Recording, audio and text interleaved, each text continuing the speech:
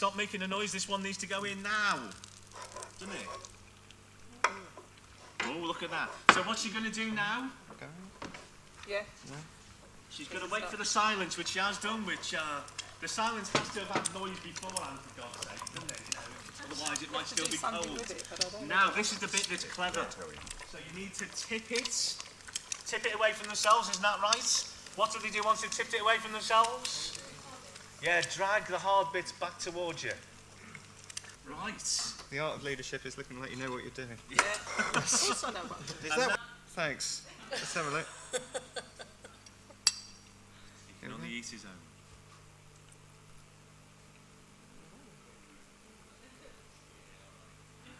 Do you know, that's not bad.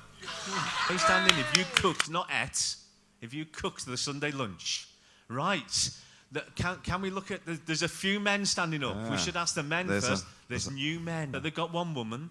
Yeah, one woman. So, can we ask you what you cooked? Ask one of the people on this table. Yeah, what did you do? Roast beef. Roast beef? Just on its own? Yorkshire puddings, roast potatoes, mashed potatoes, and a section of veg. Right.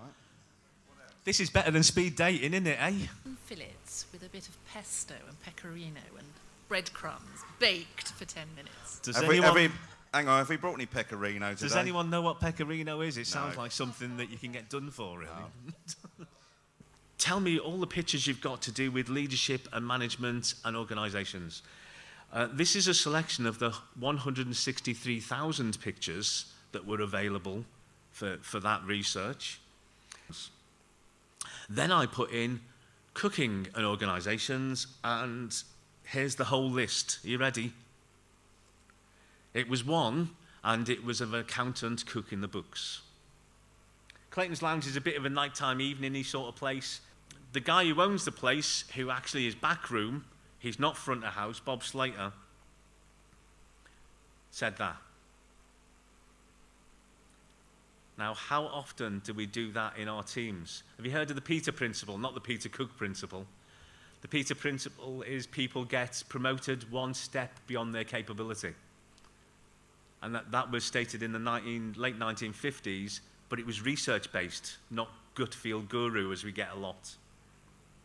They need to be able to cook, manage people, and manage a business. They hadn't found a single one who could do all three. Can anyone learn a lot from your organisations, in other organisations? She said, if you can give us some of these highfalutin businessmen and give us them for a week, we'll teach them all about psychology, all about teams, all about service.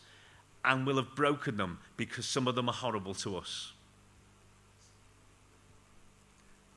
She thought that food had to be treated well and the people who looked after it had to be nice to each other, or the food reflected that. This is what Richard Branson said too. The most important people in an organisation are your own staff. Look after them first, then they'll look after the customers, and therefore will increase shareholder value. The opposite of Jack Welch at GE, who said shareholder value is the only thing that matters. Therefore, we cut people out. So, if you've got experts at whatever level in the organisation, make sure you use that expertise. You've got leaders at all levels in all teams. And the final one is, have fun. Otherwise, why work? Thank you. We hope we've given you food for thought.